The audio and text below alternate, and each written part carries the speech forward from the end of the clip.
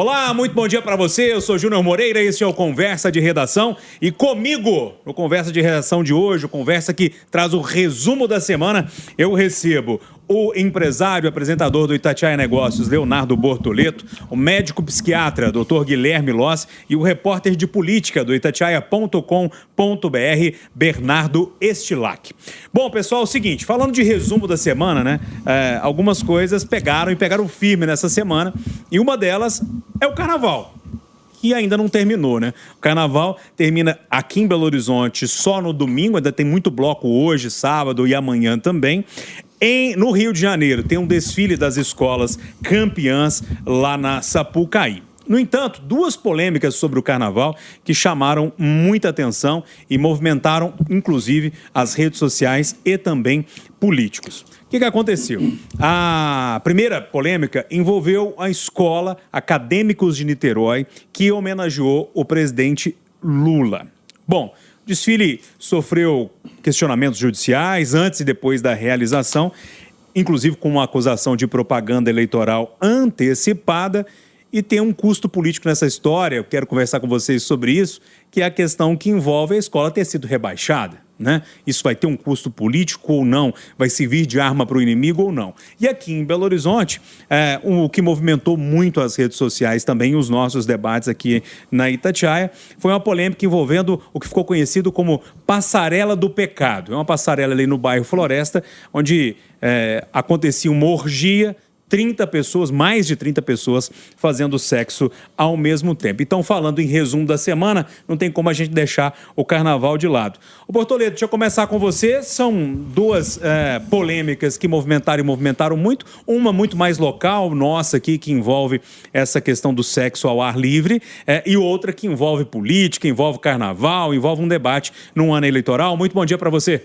Bom dia, Júnior Moreira, aos amigos aqui debatedores e a todos os ouvintes da Itatiaia. Bom, eu vou começar pela Passarela do Pecado. Com o nome desse, coisa boa não podia sair dali, independentemente de quem ache que isso é bonito, eu vou dizer, é feio. É feio quando é feito da forma que é feito, do jeito que está sendo banalizado, da forma ostensiva com que isso é propagandeado como algo positivo. É uma mancha e um problema. Agora, Júnior, não dá para culpar Belo Horizonte, não dá para culpar o feriado por conta disso. É uma concentração enorme de pessoas e aonde acontece acúmulo de pessoas, temos várias ideias diferentes, maneiras de agir diferentes e infelizmente teve isso, não tem nem muito mal o que comentar, porque isso é tão absurdo que não cabe mais nenhum adicional. Agora, sobre Niterói, sobre o Rio de Janeiro, sobre o presidente Lula, sobre os efeitos da homenagem que ele recebeu, tive a oportunidade durante essa semana aqui no Conversa de dizer, vou repetir parte do que eu falei, agora acrescentando todo o desenrolar da semana em cima disso tudo. Chegamos aqui no sábado e a realidade é uma só. Há um desgaste político grande do presidente Lula quanto a tudo o que aconteceu, porque as ações judiciais, elas não param pelo número que já está ali colocado. Eu acredito que nós teremos ainda mais ações em cima disso tudo e isso vai se desenrolar durante um período, então vai mastigar muito esse assunto durante muito tempo, e ele é sim o beneficiário da propaganda eleitoral antecipada que aconteceu. E a legislação é muito clara, tanto o realizador quanto o beneficiário devem ser punidos. Dentro dessa linha de atuação, o TSE vai ter que agora emitir a opinião dele, já que não fez censura prévia, de maneira correta não fez censura prévia, mas agora com todo o conteúdo exposto, qualquer opinião do TSE. E tem outro desgaste político, que é a afronta aos cristãos, então os católicos e evangélicos que tiveram a sua fé vilipendiada durante aquela transmissão, onde eu quero lembrar, não foi uma crítica ao conservadorismo, porque ali você tinha imagem da Bíblia mofando, e a Bíblia é a palavra de Deus aos cristãos, ela não contém a palavra de Deus, ela é a palavra de Deus, e quanto a dogma de fé não se discute, porque senão isso é crime, e também a família. Não é porque todo mundo tem família que ela é minorizada dentro da fé. Na fé cristã, família é projeto de Deus. E nisso também foram vilipendiados. Ele vai ter uma grande dificuldade de fazer este pêndulo que anteriormente Lula fazia, protegendo a esquerda junto aos evangélicos, fazia esse pêndulo, vai ter dificuldade para entrar nas igrejas, na minha opinião. Ô Bernardo, tem essa questão da passarela do pecado, ou a passarela da orgia, em vários apelidos começaram a chegar para essa passarela, mas parece que realmente a grande polêmica envolveu essa escola de samba, que inclusive foi a primeira a desfilar, né? Lá na noite de sábado, deu uma confusão danada. Lula participando ali, acompanhando o desfile, a Janja não quis desfilar, primeiro ia, depois foi aconselhada a não desfilar. Você acha que isso vai ter um custo político nesse ano eleitoral, Bernardo? Bom dia para você. Bom dia, Júnior. Bom dia aos amigos debatedores e também ao ouvinte da Rádio Itatiaia. Eu acredito que vai ter um custo eleitoral, mas cabe ao governo agora manejar isso de forma a aceitar ou acreditar que o tempo vai mitigar o impacto que esse desfile vai ter. A gente está há 7 meses da eleição, pensando que o governo Lula, né, o Lula como incumbente, vai ser vidraça de qualquer forma. Outros ataques virão e talvez essa discussão sobre o carnaval fique um pouco em segundo plano. Agora, um ponto que o Bortoleto toca que é muito importante é essa questão da ala ali, das latas em conserva, né, das famílias. Porque desde 2022 é uma preocupação óbvia do governo Lula e do presidente, de uma forma mais específica, tentar conversar de uma forma mais direta com o público evangélico, principalmente, com o eleitorado cristão de uma forma geral, mas mais especificamente com o evangélico. E eu acho que essa ala específica das famílias em conserva foi, na verdade, um grande tiro no pé, né?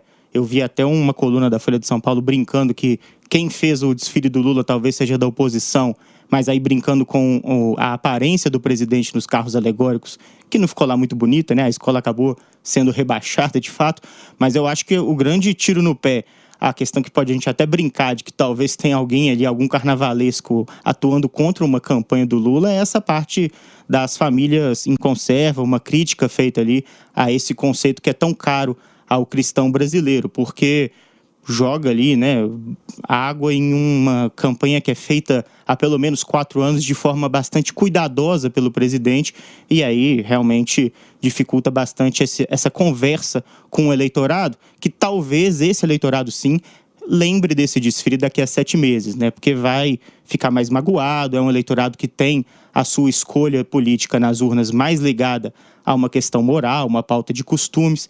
Então, talvez outras questões que vão surgir ao longo da campanha não suplantem esse desfile da Acadêmicos de Niterói. Sobre a passarela, Júnior, eu acho que é importante a gente lembrar que o Carnaval de Belo Horizonte, o Carnaval de uma forma geral, tem um teor político muito forte, e aqui em Belo Horizonte a gente teve, na semana anterior ao Carnaval, a discussão na Câmara Municipal sobre um projeto de lei do vereador Pablo Almeida, que queria proibir a presença de crianças no Carnaval. A gente que, né, quem frequenta, quem conhece a festa do Carnaval, sabe que a lógica geral da folia não é aquela passarela. Mas, sem dúvida, aquelas imagens pesam contra a festa. Então, quem gosta da festa, quem gosta realmente de que as pessoas ocupem as ruas e façam ali, durante esses 4 dias, uma manifestação de alegria, de fato, de folia, também deveria estar contra esse tipo de imagem, porque acaba dando munição a uma tentativa moralista de impedir que essa festa realmente aconteça, que tenha incentivo do poder público, o que é importante. A gente já viu aí, está vendo ao longo da semana, os números que mostram quantidade de dinheiro, né, quantidade de bilhões de reais que Belo Horizonte movimenta. Até para quem não gosta do carnaval em si, tem que pelo menos reconhecer que é algo muito benéfico para a nossa economia. É isso. Doutor Guilherme Loz, médico psiquiatra, está com a gente aqui também. Doutor, 2 polêmicas que eu tenho certeza que o senhor acompanhou, essa envolvendo essa orgia nessa passarela ali, num bairro muito tradicional aqui de Belo Horizonte, né? Que é o bairro Floresta, de pessoas mais idosas que moram ali na região, e os vídeos chegaram aos montes aqui na redação da Itatiaia, e depois até a polícia militar passou lá, o negócio deu uma maneirada, mas até a polícia passar por lá na noite de domingo, a situação foi bem difícil. E a outra situação que envolve o desfile da escola de samba lá do Rio de Janeiro. Bom dia. Bom dia, Júnior. Bom dia, amigos debatedores da bancada, e bom dia, ouvintes da Itatiaia. Olha, Júnior, você trouxe aí alguns cenários que resumem o declínio ético, moral e de consciência social que a sociedade está vivendo, né? Você vê um presidente aceitar uma homenagem em ano eleitoral minimamente falta de ética, e você colocar na mesa uma polêmica sabendo que as multas e consequências disso são quase insignificantes, mas que interfere-se no jogo político, mas que faltou a sensibilidade, a ponderação e o equilíbrio de ver o impacto disso para o resto da comunidade. Então você vê vê que a escola de samba ter sido rebaixada, para mim, não é surpresa nenhuma. Eu acho que a concretude do assunto político, colocar polarização ali no palco de um carnaval, que é um lugar para ter alegria, fantasia, entusiasmo, é algo extremamente tóxico que vai contra a ideia e a essência do que é a festa de carnaval. Segundo, você tem a insensibilidade de atacar grupos e ideologias que são opostas. É, mais uma vez, a falta de inteligência emocional de grupos políticos que falam para sua bolha, para sua base radical e esquecem de todos os outros que são essenciais para você garantir força numa eleição. Né? Com relação à passarela do pecado, eu acho que traz à tona toda a perversão que uma sociedade emocionalmente esgotada, que perde a empatia, que perde a sensibilidade, a ternura e o afeto, começa a necessitar do extremo para ter satisfação. Que grau de comportamento é esse que você precisa chegar a esse tipo de cenário, trazendo um incidente tão tóxico para crianças, para todos aqueles que estavam em volta, e trazendo um comprometimento da imagem do Carnaval de Belo Horizonte, que é muito mais do que isso, que é um carnaval de tolerância, de respeito, de acolhimento, sabe, de afetividade, de alegria. Eu também acho que é algo que representa esse extremo perverso que a sociedade está caminhando e muitas vezes se perdendo, que está na hora da gente acordar e parar e pensar o quanto a gente está tolerando algumas coisas que não são bem-vindas nem um pouco para a nossa sociedade, para a nossa família. Pessoal, é o seguinte, já que a gente está falando de forma ou outra, a gente está acabando tocando no assunto das eleições deste ano, né? Aí vamos trazer a eleição um pouquinho para a nossa Minas Gerais aqui. Dos 21 dos 41 vereadores de Belo Horizonte serão candidatos a deputado estadual e federal, o que equivale a 60% do plenário, um recorde histórico. Ao longo do tempo, a tendência tem sido de crescimento de vereadores candidatos. Só para traçar uma linha do tempo para vocês, em 2014, dos 18 que concorreram, 4 se elegeram. Depois, em 2018, 19 disputaram e 5 foram eleitos. E em 2022, foram 24 candidatos, dos quais 6 foram eleitos. Ô Bernardo, deixa eu começar com você, essa que você cobre política mais de perto, inclusive a política nossa local aqui. É um número muito alto de parlamentares que não tem muito o que perder, né? Você fica ali afastado um tempo, se der errado, você volta para o seu mandato. É até confortável, né? Júnior, é um caminho até natural, né? Que você comece a sua trajetória política ali na Câmara Municipal como vereador e depois tente alçar voos eleitorais mais altos. Só que esse número realmente, né? Como diz a apuração, é um recorde aqui em Belo Horizonte. E ele, para mim, traduz algo que eu tenho percebido nessa nova legislatura, que a gente pode chamar esse conceito de um parlamentar supraterritorial. Ele não diz exatamente sobre o local onde ele está legislando. E a gente viu isso muito no primeiro ano dessa legislatura, o primeiro ano de vários desses vereadores aqui de Belo Horizonte, que acabaram utilizando o seu tempo no parlamento e até na apresentação de projetos para poder falar de assuntos que são muito mais recorrentes ou mais pertinentes a uma lógica nacional do que a lógica da cidade de Belo Horizonte. Então, no ano passado, a cidade de Belo Horizonte, a Câmara Municipal de Belo Horizonte, perdeu um tempo inacreditável discutindo questões como tornar Belo Horizonte, criar um dia municipal para o método contraceptivo natural, criar o dia do legendário, ou criar moções de repúdio, moções de apoio, tanto à esquerda quanto à direita, falando sobre Alexandre de Moraes, ou falando sobre Nicolás Maduro na Venezuela. Então, esses parlamentares supraterritoriais, eles acabam falando de temas que vão muito além do que a atividade da Câmara Municipal deveria dizer, muito além do que compete a um vereador. Então, era natural que a gente visse mesmo que em 2026 vários desses tentassem voos mais altos, justamente porque a própria atuação deles dentro da Câmara Municipal já é uma atuação visando aparecer ali dentro da Câmara Municipal com um teor eleitoral. É claro que vários dos vereadores, inclusive esses que fazem projetos muito polêmicos, cumprem funções importantes dentro da cidade. A gente vê, por exemplo, a bancada do PL assumindo um papel de oposição que é absolutamente necessário no universo democrático, né? Um papel de oposição que estava meio vago ali dentro da Câmara Municipal. Mas acho que é interessante a gente discutir isso, não só do ponto de vista de que eles vão sair para poder fazer campanha e podem ser bem ou mal sucedidos, mas também de que isso é um reflexo de uma atuação que às vezes não diz respeito, ou às vezes não atua em favor da população de Belo Horizonte, que é a função constitucional de um vereador. Ô, doutor Guilherme, é interessante isso que o Bernardo está trazendo, que é a questão do vereador federal, né? É o vereador que tinha de olhar o bairro, o que está acontecendo aqui na cidade, se preocupando com assuntos de pauta ideológica, mas a gente está na era das redes sociais, e as redes sociais são muito movimentadas por essas pautas de costume. E o parlamentar, sabendo disso e já pensando nisso aqui, que vai ser candidato logo ali para deputado estadual ou deputado federal, ele usa desse artifício. Mas usar desse artifício quer dizer que está gastando dinheiro público à toa, né? Em última análise, é isso. É isso, usa o dinheiro público para construir um cartão de visita usando o seu cargo como um trampolim para altos voos, perdendo o foco, o eixo, que é a melhoria da cidade, né? Então você passa a ter comportamentos e decisões políticas que são muitas vezes histéricas, que buscam chamar a atenção numa dramaticidade de impacto ideológico, e aquilo que a gente realmente precisa, que é melhora da educação, estrutura, segurança e tudo, mobilidade urbana, vai ficando em segundo plano, porque essas questões que são imediatas e urgentes para a melhoria da nossa cidade, mas não trazem, às vezes, o grau de viralização que você trazer um tema polêmico para a rede social traz. Então a gente tem um grande viés desse uso inapropriado de um cargo que deveria ser efetivo, focado, produtivo e centrado na melhoria local, né, da sua comunidade, para um grande trampolim, um grande teatro para ensaiar uma carreira política ambiciosa e gananciosa, muitas vezes. Tem solução para isso, Bortoleto? Tem. Mudar a legislação, porque o que os vereadores estão fazendo é seguir a regra do jogo. Eles que representam mineiros que estão em Belo Horizonte pretendem representar mineiros, seja na Assembleia Legislativa ou na Câmara dos Deputados. Totalmente lícito e normal. Ou seja, o direito eles têm, é quase que um ritual normal de quem tem grande visibilidade como vereador alçar outros postos para continuar representando a sociedade. Agora, se não concordamos e entendemos que isso é o correto, o certo é mudar a maneira com a qual o jogo é delimitado. Eles estão fazendo o que está dentro do combinado. Eu, particularmente, entendo que quando você está no mandato, você está ali para poder concluir ele. Agora, é também danoso para aquele que fez algo ficar 2 anos sem ter nenhum outro tipo de cobertura. Então, é nisso que está o jogo. Ele sai, conclui o mandato para depois se candidatar, ele tem 2 anos de lacuna, a não ser que ele seja candidato à reeleição.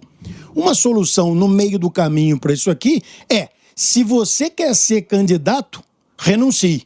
Assim como tem que ser feito, por exemplo, no Executivo.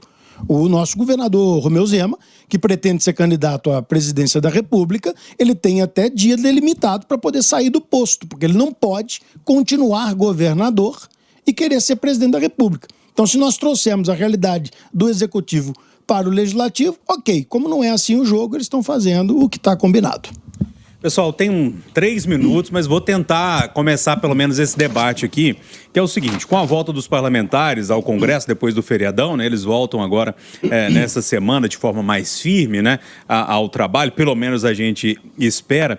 Os bastidores de Brasília indicam que Hugo Mota e Davi Alcolumbre devem atuar para mudar o foco do noticiário. E qual que é o noticiário, né? Banco Master, que pode pegar todo mundo lá em Brasília, ou todo mundo melhor, né? Melhor dizer que vai pegar gente de todos os lados lá na capital federal, e eu estou falando de político, do judiciário, e para todo lado tem gente respingada nisso, inclusive lá no STF com a questão do Dias Toffoli, que todo mundo acompanhou nos últimos tempos. Bom, a ideia, doutor Guilherme Loss, é meio que, olha, vamos focar na pauta que é da segurança pública, que mexe com as pessoas, na pauta aqui da escala 6x1, que também mexe com as pessoas, para ver se a gente consegue mudar o foco da sociedade e dar uma abafada nessa questão do caso Master. Pelo menos é isso que se fala nos corredores de Brasília.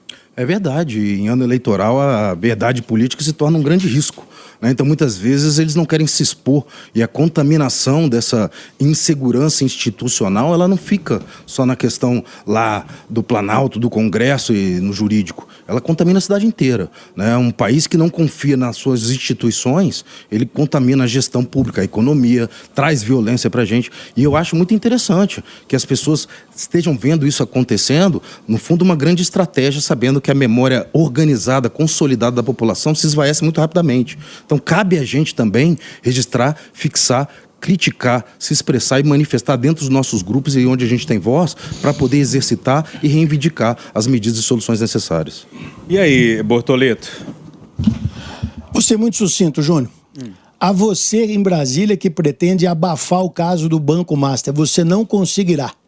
Nós não vamos deixar, a população não aceita mais esse tipo de coisa, nós não toleramos mais esse nível de corrupção e bandalheira que está colocada, e aquele que se colocar para abafar, seu nome seja exaltado, e lembrem-se desses nomes em outubro, porque a eleição está chegando. Ô Bernardo, aqui em Belo Horizonte tem uma pizzaria que faz a bitela, né? A pizza bitela. Não sei se você já ouviu falar, dá para alimentar a redação da Itatiaia inteira. Será que a gente não pode chegar numa pizza bitela no final disso tudo, não? É sempre um risco, né, Júnior? Mas eu acho que as falas, tanto do Bortoleto quanto do Guilherme Loza, elas são muito importantes nesse sentido, né? A repercussão toda desse caso e o próprio fato de que talvez Alcolumbre e Hugo Motta tentam abafá-lo mostra o quão perigosa, o quão intrincada é essa rede de influência que Daniel Vorcaro, junto com todo o conglomerado do Banco Master, formou em Brasília. Para tentar ser sucinto também, eu acho que a gente está diante de uma oportunidade histórica de moralização do STF em relação a todo esse patrimonialismo que existe dentro do Brasil, essa confusão, né, do limite muito tênue entre o que é público e o que é privado, e a politização desse caso, tentar trazer isso para um lado ou para o outro da polarização que existe dentro da política brasileira, faria com que a gente perdesse essa grande oportunidade.